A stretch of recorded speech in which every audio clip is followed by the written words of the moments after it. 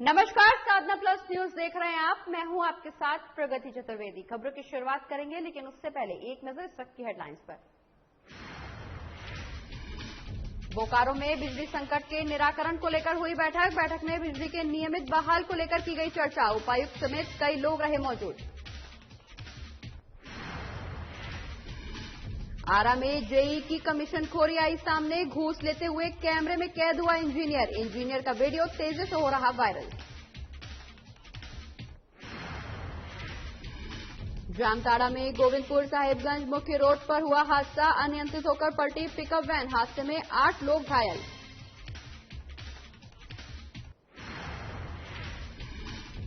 पाकुड़ में 2 अलग अलग जगहों पर गिरी बिजली। मौके पर एक की हुई मौत, दूसरा गंभीर रूप से हुआ घायल। कांग्रेस प्रखंड अध्यक्ष ने की मुआवजा देने की मांग।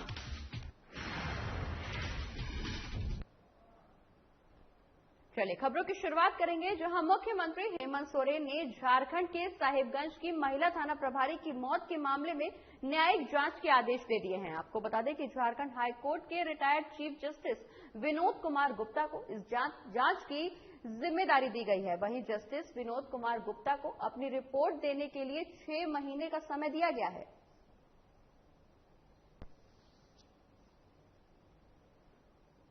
तो साहिबगंज की महिला थाना प्रभारी की संदेहास्पद मौत के मामले में अब जांच के आदेश मुख्यमंत्री हेमंत सोरेन ने दे दिए हैं। आपको बता दें कि इसकी न्यायिक जांच होगी। पूरे मामले की न्यायिक जांच की जिम्मेदारी जस्टिस विनोद कुमार गुप्ता को दी गई है। वहीं उनको 6 महीने का समय दिया गया है इस मामले में रिपोर्ट सौंपने के लिए।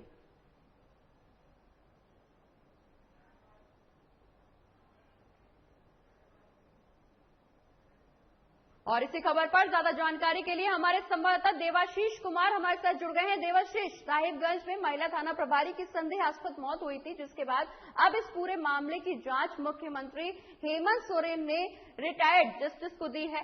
क्या कुछ उनका कहना है, ये जांच फिलहाल किस तरफ जाती हुई दिखाई दे रही है और कब तक रिपोर्ट सौंपने के लिए बोला गया है? बिल्कुल, देखिए प्रगति, ये मामला जो है वो झारखंड में बहुत बड़ा मामला हो चुका है। रूपा तिर्की मामला जो है वो झारखंड की राजनीति में एक नई उफान की तरह उठ रहा है। अगर हम बात कर लें आरोप और प्रत्यारोप का दौर, तो लगातार आप देख रहे हैं कि जब से रूपा तिर्की की हत्या हुई है या फिर आत्महत्या हुई है, हालांकि यह अभी जांच का विषय है, इसे क्लियर करना कुछ भी अभी असंभव है, लेकिन इस पूरे मसले पर सरकार और सरकार के विपक्ष के लोग लगातार एक दूसरे पर आरोप और प्रत्यारोप लगा रहे हैं। उनके परिवार के लोग आज भी दर दर की ठोकरें खा रहे हैं, भटक रहे हैं, हाईकोर्ट की शरण में जा रहे हैं, लेकिन अभी भी मामला जो है वो फिरता हुआ दिख रहा है। इसी बीच बढ़ते प्रेशर के तौर पर हम कह सकते हैं प्रगति की झारखंड सरकार ने इस पर संज्ञान लिया है और इस पूरे मसले पर जो साहिबगंज की थाना प्रभारी थी रूपा तिर्की, उस पूरे मसले पर जांच के आदेश दिए हैं।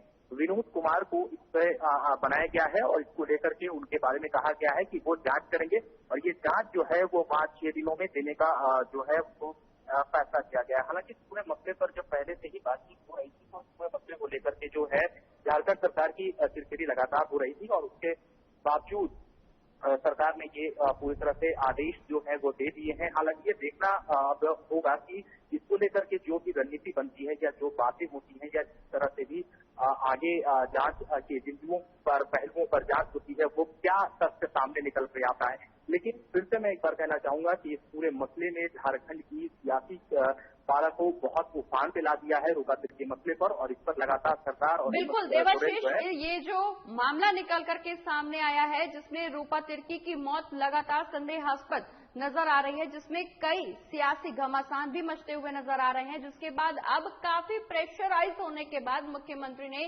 जांच सौंपी है रिटायर्ड जस्टिस को, जहां उनको 6 महीने का समय भी दिया गया है। क्या लगता है इस पूरे मामले में कहीं किसी बड़े आला अधिकारी की संलिप्तता तो शामिल नहीं है? जी बिल्कुल, देखिए ये भी अभी जांच का विषय है। जिस तरह से 6 महीने का वक्त दिया गया है, इसी बिंदुओं पर अभी जांच करनी है। हालांकि बीजेपी झारखंड जो है वो लगातार आरोप लगा रहे थे कि जो भी आरोपी, मुख्य आरोपी जिनका नाम आ रहा है सामने, उनको सरकार की पूरी तरह से सह है, वो सरकार के साथ में जुड़े हैं और वो बहुत बड़े व्यक्ति हैं जिनके ऊपर ये आरोप लग रहा है। लगातार साहेबगंज में इस पूरे मसले को लेकर के जो है वो बीजेपी हमलावर रही है। लगातार अपने तमाम प्रेस कॉन्फ्रेंस में चाहे किसी भी मुद्दे पर press conference Bharatiya Janata party क्यों न करे, लेकिन ये मसला रूपा तिर्की का मसला जो है वो हर बार उठाती है। तो इससे पूरी तरह से सरकार जो है वो गिरती नजर आ रही थी और जो भी आरोपी इस वक्त बनाए गए हैं वो जो है कहा ऐसा जा रहा है विपक्ष की तरफ से कि वो लोग बहुत मजबूत व्यक्ति हैं। हालांकि इस पूरे मसले पर एक बिंदु की अगर हम बात करें तो जो बिंदु सामने निकल के आ रही है उसमें प्रेम प्रसंग का भी मामला सामने आ रहा है।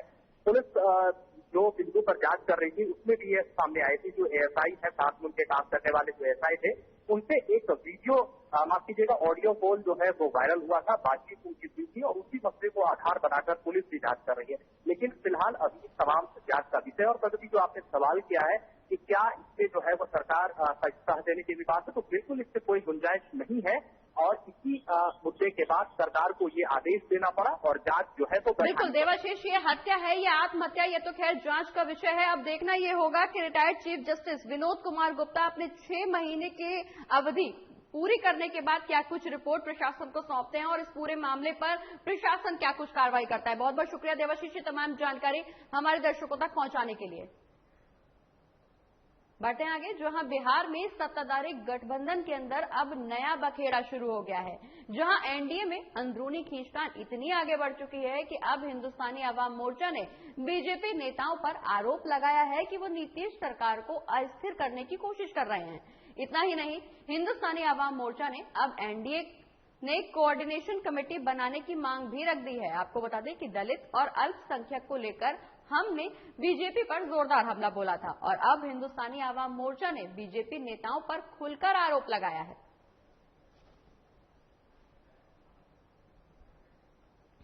देखिए, भारतीय जनता पार्टी के कुछ नेता लगातार अपनी बयानबाजी से सरकार को अस्थिर करने की कोशिश कर रहे हैं।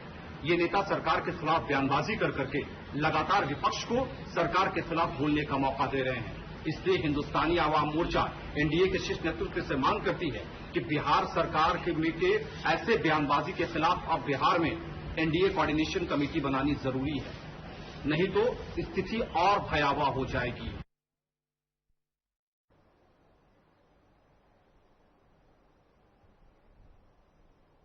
तो आपको बता दें कि बिहार में सत्ताधारी गठबंधन के अंदर नया बखेड़ा देखने को मिल रहा है। बीजेपी नेताओं पर खुलकर आरोप लगना शुरू हो गए हैं। कोऑर्डिनेशन कमेटी बनाने की मांग भी रखी गई है।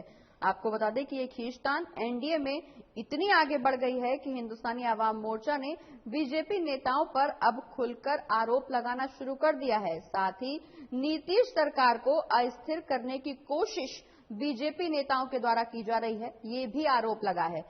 आपको बता दें कि हिंदुस्तानी आवाम मोर्चा ने अब एनडीए में कोऑर्डिनेशन कमेटी बनाने की मांग भी रखी है, जहां दलित और अल्पसंख्यक को लेकर हमने बीजेपी पर जोरदार हमला बोला था। वहीं अब हिंदुस्तानी आवाम मोर्चा ने बीजेपी नेताओं पर भी खुलकर आरोप लगाना शुरू कर दिया है। बिहार में लगातार राजनीति में सियासी घमासान चरम पर देखने को मिलते हैं, जहां अब सत्ताधारी गठबंधन के अंदर भी ये नई खींचतान देखने को मिल रही है, जहां एनडीए में अंदरूनी कलह इतनी आगे बढ़ गई है कि हिंदुस्तानी आवाम मोर्चा ने बीजेपी नेताओं पर आरोप लगाया है कि नीतीश सरकार को अस्थिर करने की कोशिश कर रही है बीजेपी पार्टी। साथ ही हिंदुस्तानी आवाम मोर्चा ने अब एनडीए में कोऑर्डिनेशन कमेटी बनाने की मांग भी रखी है। लगातार सियासत बिहार में गर्म देखने को मिलती है।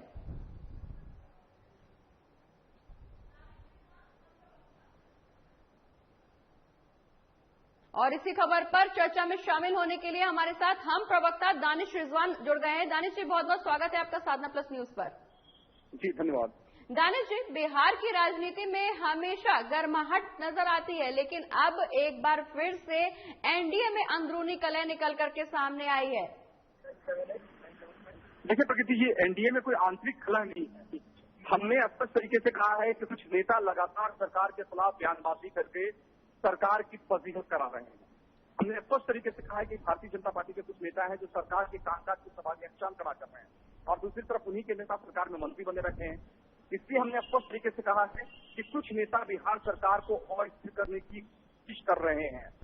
जिससे बचने के लिए एनडीए के शीर्ष नेतृत्व को आगे आना होगा और बिहार में एनडीए की कोऑर्डिनेशन कमेटी बनानी होगी, तब जाकर स्थितियों में बदलाव आएगा। बिल्कुल दानिश जी, जहां इस दौरान हम की तरफ से ये मांग की गई है कि एनडीए में कोऑर्डिनेशन कमेटी बनाई जानी चाहिए, क्या लगता है अगर ये कोऑर्डिनेशन कमेटी बनेगी तो अल्पसंख्यक और दलित को लेकर के कहीं आगे बढ़ता हुआ मामला नजर आएगा? क्या इन लोगों का संरक्षण सुनिश्चित हो पाएगा? देखिए, संरक्षण की बातें नहीं है, बातें सरकार के खिलाफ बयानबाजी को लेकर के। लगातार आपने देखा है कि अगर कामकाज को लेकर के आप भारतीय जनता पार्टी के कई एक नेता सवाल खड़ा कर रहे हैं, तो हमने स्पष्ट तरीके से कहा है कि जो भी नेता सरकार के कामकाज पर सवालिया निशान खड़ा कर रहे हैं, या तो पहले अगर वो गठबंधन में हैं तो उनको सवालिया निशान खड़ा नहीं करना चाहिए, लेकिन फिर भी इससे बचने के लिए कोऑर्डिनेशन कमेटी बनाने की जरूरत है कि कोई भी इस तरह का मामला है तो कोऑर्डिनेशन कमेटी के बैठक में संगठन के सामने रखा जाए, तब जाकर के स्थितियों में कंट्रोल पाया जा सकता है। तो हमने स्पष्ट तरीके से कहा है कि जल्द ही एनडीए के अंदर एक कोऑर्डिनेशन कमेटी बनाइए, तो स्थितियां और भयावह हो सकती है। जी बिल्कुल दानिश जी, आप बने रहिए हमारे साथ। वक्त एक छोटे से ब्रेक का, जल्द लौट रहे हैं इसी खबर पर एक बार फिर से आपके साथ में।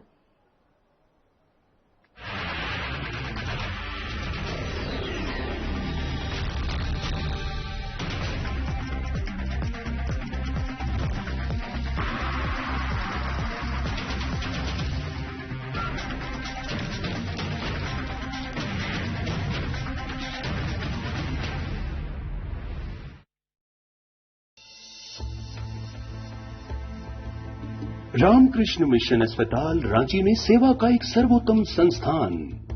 7 दशकों से रामकृष्ण मिशन सैनिटोरियम में सभी बीमारियों का आधुनिक पद्धति से सस्ते दर पर इलाज। अस्पताल में अनुभवी डॉक्टर और कुशल नर्सें रखेंगी आपका विशेष ख्याल। सभी आधुनिक चिकित्सकीय उपकरणों से लैस 24/7 है सेवा में समर्पित रामकृष्ण मिशन अस्पताल, खूंटी रोड, तूपुदाना, रांची, जिसका सेवा ही परम धर्म है।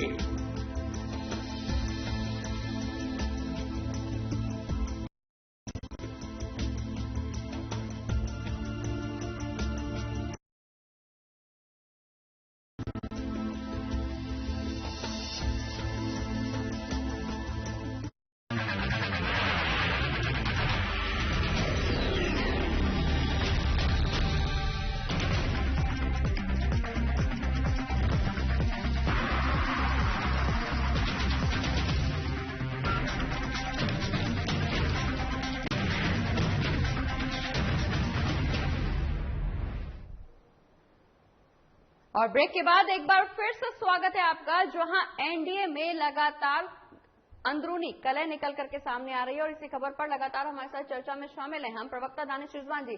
दानिश जी, जहां बीजेपी के नेताओं पर आरोप लगा है कि वो नीतीश सरकार को अस्थिर कर रहे हैं, क्या लगता है कोऑर्डिनेशन कमेटी बनाने के बाद क्या बीजेपी पर जो ये आरोप लगा है वो कहीं ना कहीं डगमगाता हुआ नजर आएगा? क्या बीजेपी नेताओं में हम के अनुसार कोई सुधार निकल करके आएगा अगर कोऑर्डिनेशन कमेटी का गठन हो जाता है तो?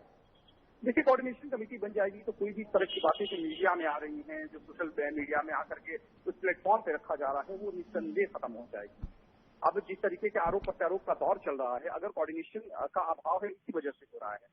कभी बीजेपी के नेता कुछ बोलते हैं, कभी कुछ बोलते हैं, कभी लॉ एंड ऑर्डर के मामले पर सरकार को घेरने की कोशिश करते हैं। तो ये तमाम मामले ही ये निस्संदेह गठबंधन के लिए गंभीर मामले हैं और हम लोगों ने स्पष्ट तरीके से कहा है कि ऐसे मामलों से बचने के लिए अविलंब कोऑर्डिनेशन कमेटी बनाई जानी चाहिए, जिससे विवाद ना हो पाए।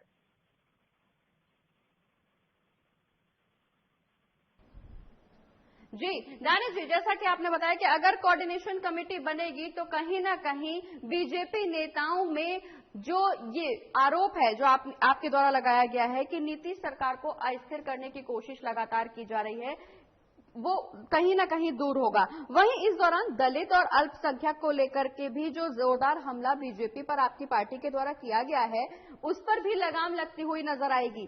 लेकिन ये जो कोऑर्डिनेशन कमेटी बनाने की मांग जो आपकी तरफ से रखी गई है, क्या ये सिर्फ बीजेपी नेताओं पर लगाम लगाने के लिए ही रखी गई है या इसके पीछे और भी कोई दूसरी वजह?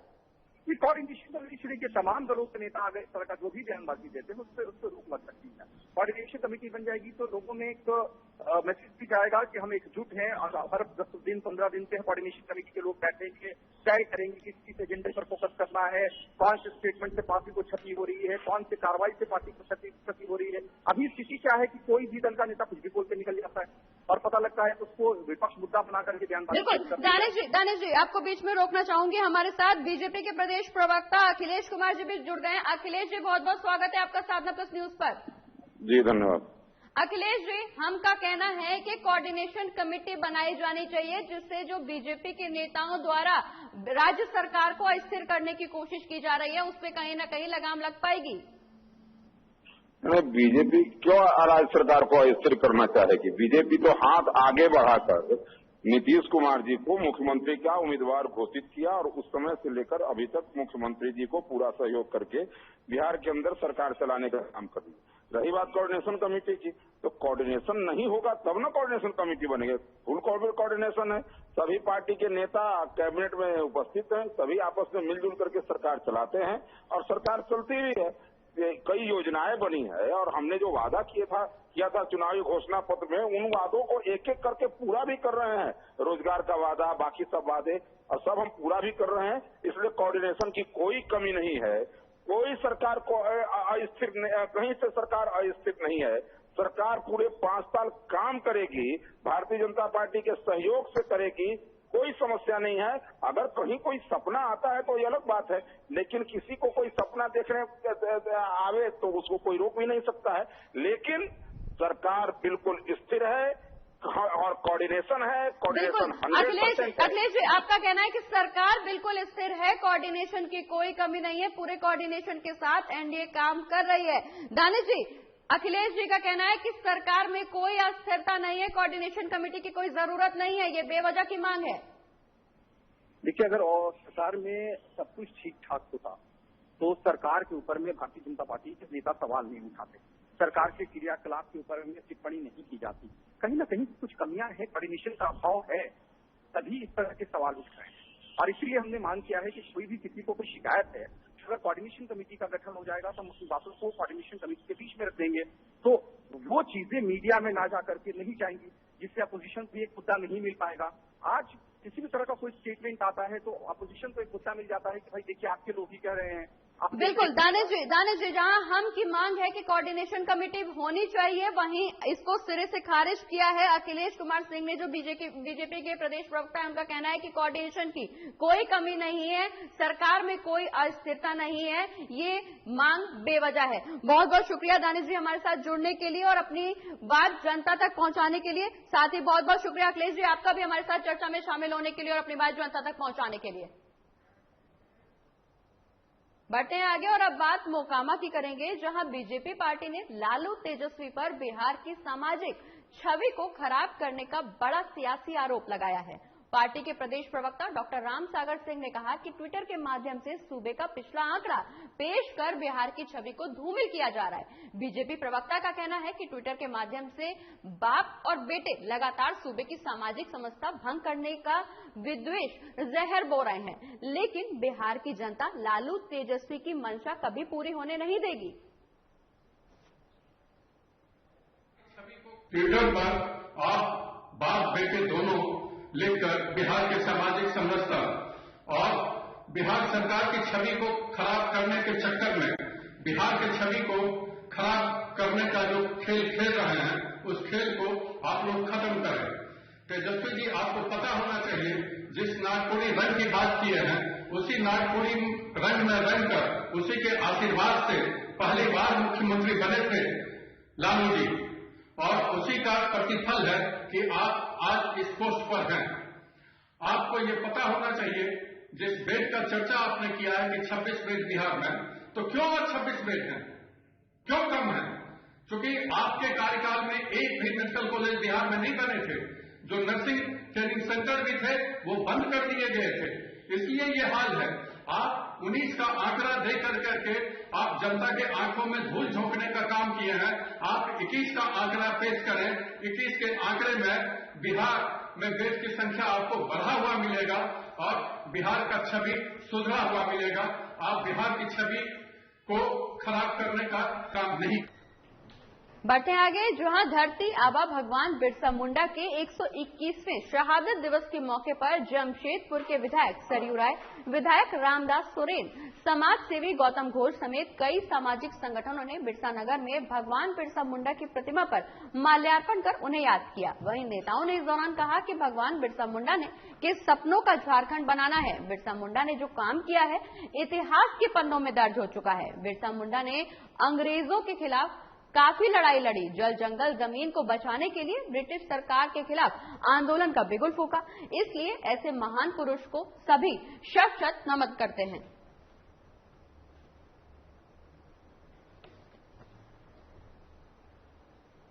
और अब बात लातेहार की करेंगे, जहां जिले में भगवान बिरसा मुंडा की शहादत दिवस के मौके पर लातेहार मुख्यालय स्थित चंदनडी पार्क में लगे भगवान बिरसा मुंडा के प्रतिमा पर लातेहार उपायुक्त अबू इमरान ने माल्यार्पण किया। भगवान बिरसा मुंडा की पुण्यतिथि पर उपायुक्त ने कहा कि भगवान बिरसा ने अंग्रेजों के खिलाफ काफी लड़ाई लड़ी, जल जंगल जमीन को बचाने के लिए ब्रिटिश सरकार के खिलाफ आंदोलन का बिगुल फूका। झारखंड की जनता उनके इस बलिदान को नहीं भूलेगी।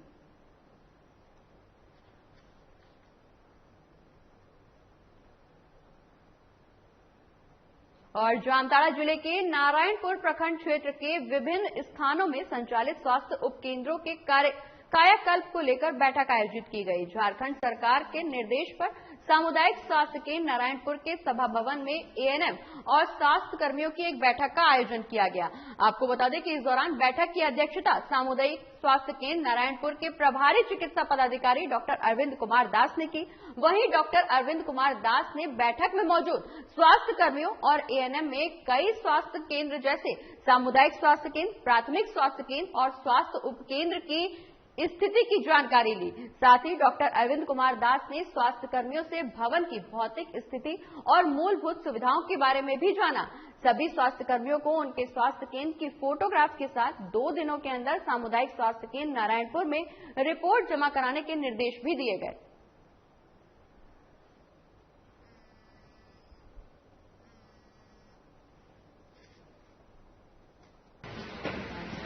ये हमारे विभाग के द्वारा मांगा गया है।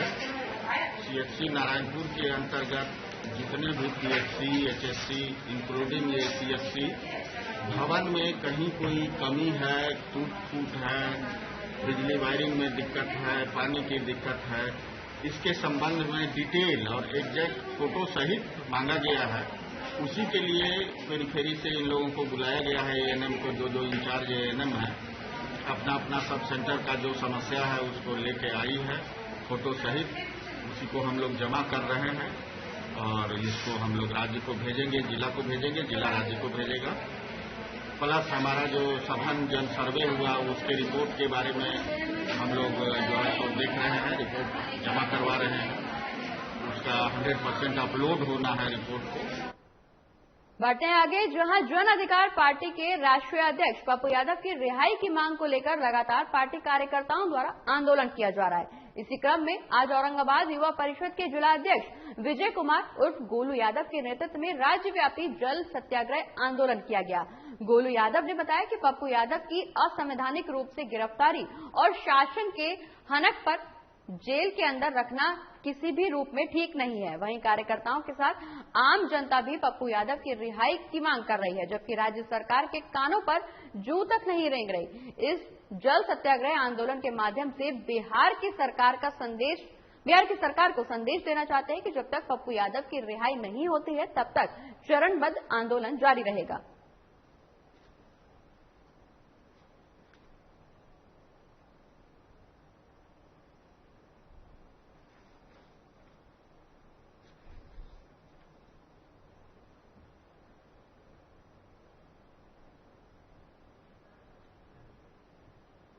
और अगली खबर पाकुड़ से है, जहां जिले के मुफस्सिल थाना क्षेत्र में किशोरी की हत्या के मामले को पुलिस ने 36 घंटे के अंदर सुलझा दिया है। पुलिस ने इस मामले की गहनता से जांच कर बच्ची की हत्या के मामले में मुख्य आरोपी के पिता को बनाया है। आपको बता दें कि इस दौरान इलामी बगानपाड़ा में पटसन के खेत से किशोरी का शव मिला था, जिसे लेकर अनुसंधान में एसडीपीओ अजीत कुमार विमल ने तत्परता से मामले की छानबीन की और पिता और पड़ोसी से गहराई से पूछताछ की गई। पूछताछ के क्रम में ये बात निकल करके सामने आई कि पिता ने ही अपनी बेटी की हत्या की थी, जिसके बाद आरोपी पिता ने खुद अपना गुनाह भी कबूल लिया है।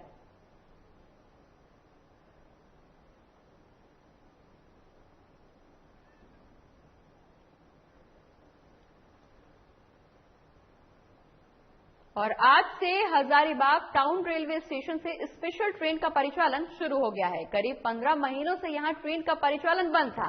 बर्फ का कानाकोडरमा स्पेशल ट्रेन आज से हजारीबाग टाउन होकर चलने लगी है। स्पेशल ट्रेन में किराया कुछ ज्यादा जरूर हुआ है, लेकिन यात्रियों के 30 से 35 मिनट की बचत भी होगी। ट्रेन चलने से लोगों में काफी खुशी है। वहीं यात्रा कर रहे एक यात्री ने बताया कि बस नहीं चल रही है, ट्रेन चलने से घर जाने में काफी सुविधा हुई है।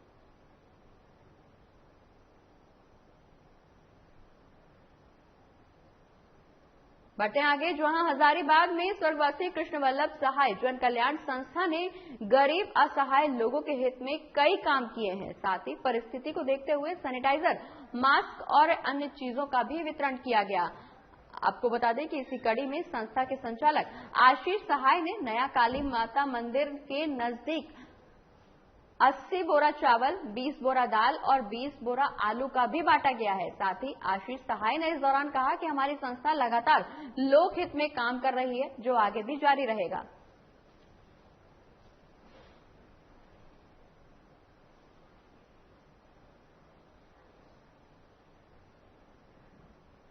और इसी के साथ इस बुलेटिन में फिलहाल इतना ही। आप देखते रहिए साधना प्लस न्यूज। नमस्कार।